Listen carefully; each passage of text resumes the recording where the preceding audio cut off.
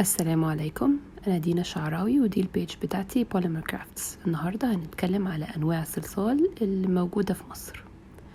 أول نوع بروتو، تاني واحد سكالبي سوفلي، تالت واحد سكالبي 3، رابع واحد بريمو سكالبي، خامس واحد هو الصلصال الصيني. ملوش اسم معين، بس هو يعني بينزل تحت أسامي كتير قوي، لكن هو في النهاية صلصال صيني.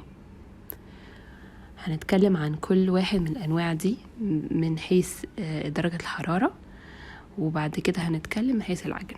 أول حاجة بروتو، درجة الحرارة بيستوي عليه هي 130 لمدة من 20 ل30 دقيقة لكل ربع إنش سمك.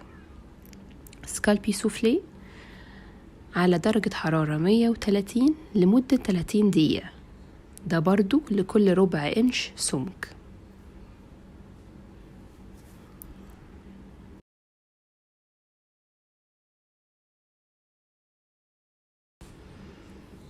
سكالبي 3 على 130 لمدة ربع ساعة، مش بيحتاج أكتر من كده. وبعدين بريمو أكسنتس من سكالبي برضو على درجة حرارة 130 لمدة نص ساعة. أنا عارفة إن ده الأكسنتس، بس هو مش هيفرق عن البريمو العادي، الاتنين واحد في التسوية. وده صلصال صيني هيكون درجة حرارته على 120 برضو لمدة نص ساعة.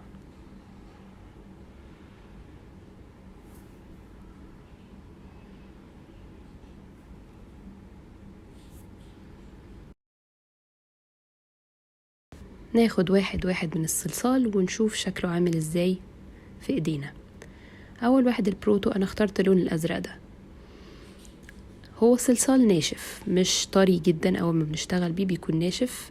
انا من تجربتي معاه دايما بستعمل بيبي اويل عشان يطرى، او يعني ليكويد كلاي للي يحب يستعمله. انا بحب استعمل الجونسون اكتر حاجة، اللي هو البيبي اويل ده. زي ما انتوا شايفين هو مش طري قوي، لكن مع الوقت لما بنحط نقطتين جونسون واحنا بنعجن بيطرى جدا ويبقى سهل قوي في التعامل، ونتيجته حلوة في الشغل. ده سكالبي سوفلي، نوع من انواع السكالبي. اسمه سوفلي على اسم الديزرت، اللي هي الحلويات اللي هي بتكون طرية جدا جدا، عشان هو من نوع من انواع الصلصال الطري. شايفين انا مش بضغط جامد بصوابعي، هو فعلا صلصال طري جدا.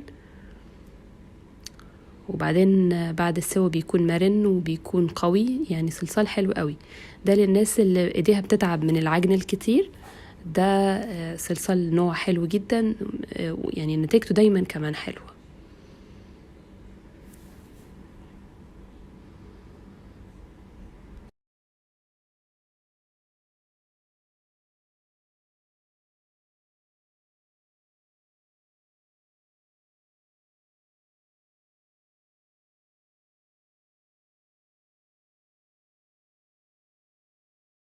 نيجي بقى لبريمو اكسنتس.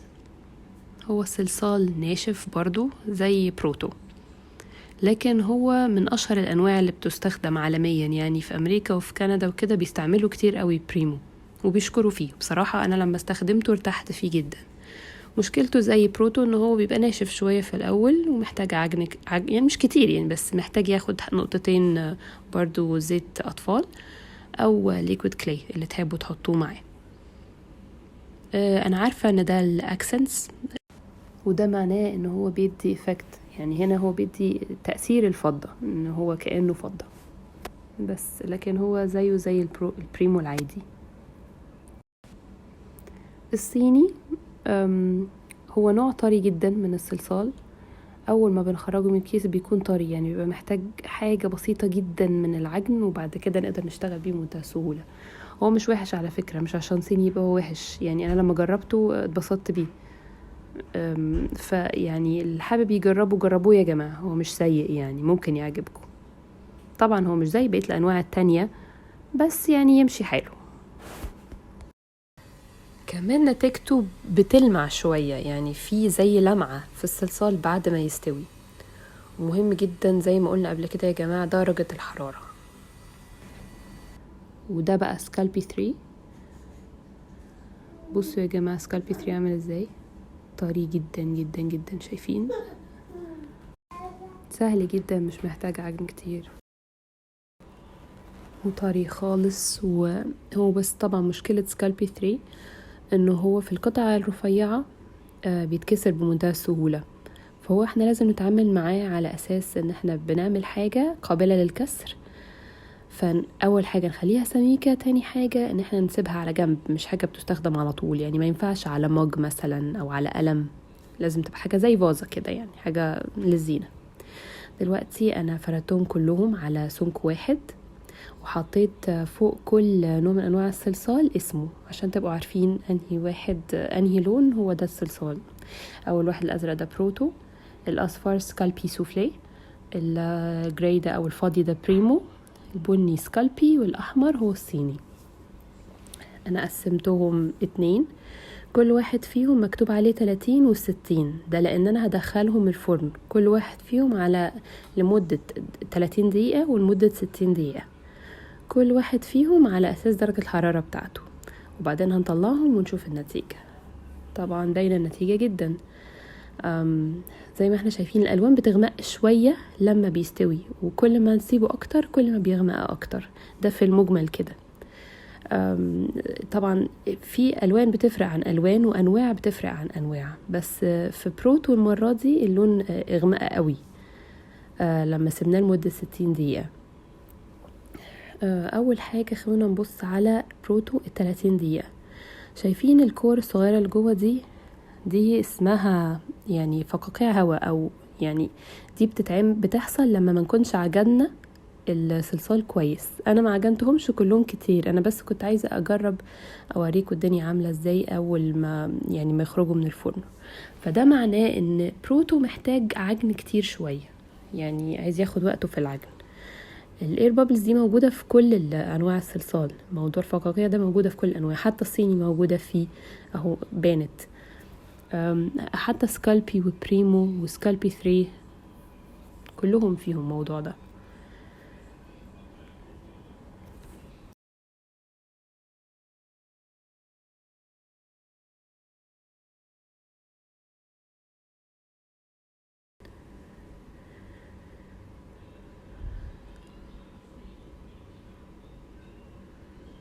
مش بيلمع قوي بروتو، الصلصال الصيني بيلمع جدا.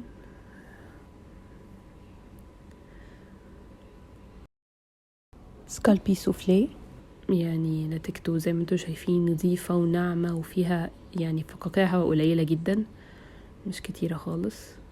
نفس الكلام على بريمو، يعني لو احنا كنا عجلنا اكتر من كده شوية ما كانش هيبقى فيه. سكالبي 3 مفيش خالص، ناعم جدا، هو عشان كده مشهور، نتيجته دايما شكلها حلو. نيجي بقى ل60 دقيقة. في البروتو غمقت قوي، يعني القطعة الصلصال غمقت جدا جدا لما سيبنا 60 دقيقة.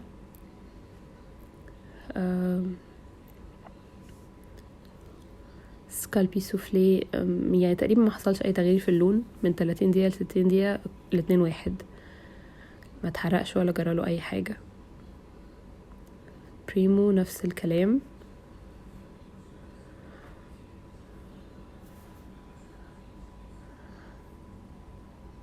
عايزين نتكلم بقى على المرونة بتاعتهم. بروتو مرن جدا، سيبناها لمدة 30 دقيقة ومرنة جدا اهي، ما بتتكسرش. طبعا بيعمل خط ابيض في النص مطرح ما احنا بنتنيها، لكن ما فيش، ما بتتكسرش. 60 دقيقة كمان اقوى، نفس السوم كده، خلي بالكوا يا جماعة، كمان اقوى، مش هتتكسر. الخط الابيض زي ما انتوا شايفين اصغر، يعني مش باين قوي زي بتاع 30 دقيقة، وده يبين ان هو كل ما نسيبه اكتر في الفرن كل ما يبقى اقوى.